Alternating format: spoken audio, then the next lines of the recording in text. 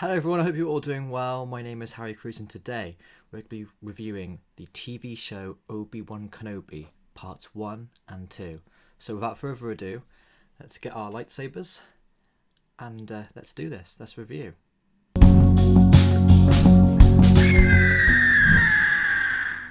So, what did you think of the first two parts? Personally, I found them very, very good. It's a very strong start to the TV series. Of course, we've got Ewan McGregor, who's now back in the role as Obi-Wan Kenobi. It's been longly awaited since the prequel trilogy of the 2000s. And to be honest, the acting and the performance he gave during the scenes that he had on Tatooine, and of course in part 2 on a different planet as well, was phenomenal work, I think. And the writing as well, really strong. Obviously, in the first part there was a prequel intro to remind you of the prequel stuff with Anakin Skywalker becoming Darth Vader, of course, and the scars and the trauma that would have caused Obi-Wan Kenobi, which you saw also in the cave when he was in a dream sequence with Padme, Anakin, or Hayden Christian. But yeah, honestly, really, really well done. The character Owen as well has also been really fleshed out too, the uncle of Luke. And of course you see the dynamics between the two. There's a tensity there, an intensity. And obviously, of course, the Empire is thriving at this point. It's been 10 years after the Revenge of the Sith. Obi-Wan Kenobi also mentions his master as well shortly after his dream sequence in the cave. So we may even see Liam Neeson or Qui-Gon come back as well, which would be even better. Of course, because he was the first one to master the Force Ghost apparition for Jedi. But hopefully we'll see a bit more of that and possibly Master Yoda. Now, one thing that I found was quite surprising too, of course, was the mission. But then I thought to myself, what better way to bring back Obi-Wan Kenobi away from his exile on Tatooine, would be to bring back Leia Organa. And I must admit, I was a bit nervous about it initially when I first saw it in the actual episode. But the child actress, really well done, really characterises Leia really well for a 10-year-old-ish child. And of course the return of Bail Organa and the Queen as well was a really nice kind of callback to the actors in Revenge of the Sith.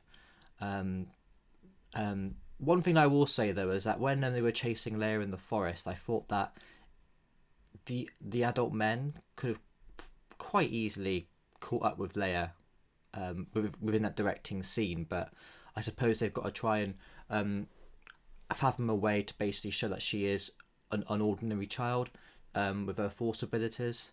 So that might have been the reason why there. But I still think it was a bit of a drawn-out scene. But saying that, they characterised Leia really, really well. You can really tell the sassiness and the wit, and how that kind of evolves as Princess Leia grows up, and when you see it in the original trilogy as well, you can kind of see where that comes from as well. And there was a few good scenes too, with Obi-Wan Kenobi talking to the young Leia about her mum, Padme. Didn't mention Padme by name, but when they were in the warehouse, it was really, really well done. And of course we've got the Inquisitors as well, the Grand Inquisitor, who, I mean, from a set point of view, really well done. The actors' costumes, the setting, you can really tell a lot of budget has gone into these first two parts. So, but the Grand Inquisitor, the actor, I thought was quite good. Whether it's an accurate action of the Rebels character is different because I haven't watched Rebels yet. But I've heard a few people comment about how the actors are a little bit inconsistent there, of the portrayal of that character. And of course you've got the third sister too, which is quite an interesting character as well. The one who is obsessed with Obi-Wan Kenobi for some bizarre reason. And of course she masterminds this whole plan of capturing Leia and bringing Obi-Wan Kenobi out.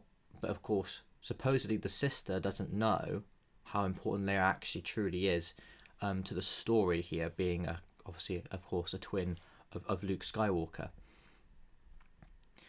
So it's a really interesting first two parts. There are a few kind of nods to the prequel trilogy, as I said, throughout, and you've also got a few.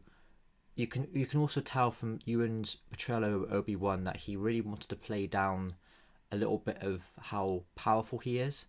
You can see in the brawls as well on the planet in part 2 that you can tell that he hasn't been doing this for a long time, and he's a bit more fearful despite him being a Jedi and the code and all that. You can tell he's very hesitant to go back in to save Leia, even though he knows how important she truly is, and it takes Bail to come actually to his cave and ask him in person for him to really kind of throw the baton, as it were, to have one last fight. But of course, as well, you've also got that young Jedi who was also caught and was actually strung up on the Tatooine place, and they found him and killed him due to Order 66 and the aftermath of that, which I think was another turning point for Obi-Wan to go back and get his lightsabers, and a nice nod to Anakin too, and finding his lightsaber in the same box as well, to kind of turn him back to the light and hopefully redeem himself, as it were, from exile. Of course, you've also got the one scene that we've seen him use the Force, and that was when Leia wasn't trusting him and his intentions. Leia, of course, jumped off a roof trying to get to the other side. Of course, she was hanging onto a rope, and then she fell, and then that's when he used the Force.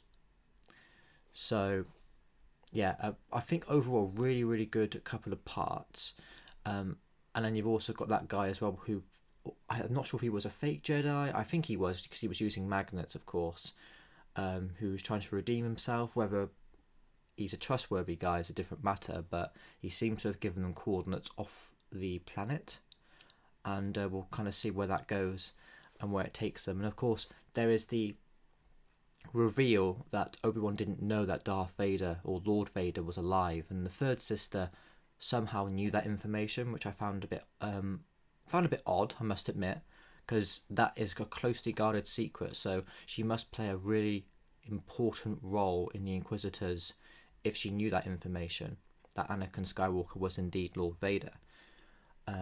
But you can tell Obi-Wan's reaction to that reveal was really good, and I think that will play a huge part in part 3, especially part 3 and 4. And then of course you've got the cutscene where Hayden Christensen, or Darth Vader's in that vat of liquid without his suit, and you can tell the eyes, the hatred is still there for Obi-Wan after the prequel trilogy is strong as ever, if not stronger, after the 10 years. So I think, yeah, it's a really well done first two parts. I must admit, I liked, the fact that Obi-Wan's going off-world as well. It's not just based on Tatooine, and out of all the reasons to get him off-world, capturing Princess Leia is a really good reason as to why he would, and only Obi-Wan would be able to help, as Bail said.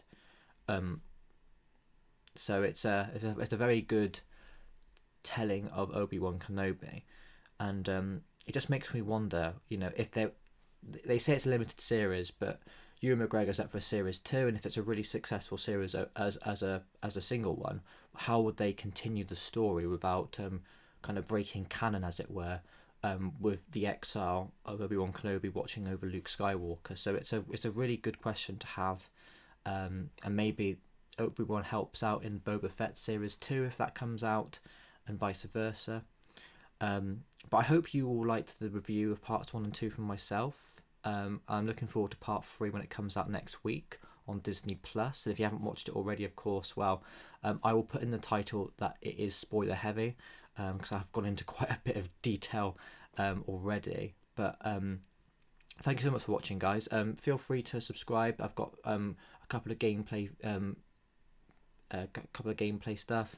I've also got a series on personal development videos as well, so feel free to subscribe for that too. And there'll be more Star Wars content and TV and film reviews in the future as well. So I hope everyone's doing well. I hope you have a good rest of your day, and I'll take care, and I'll speak to you all soon.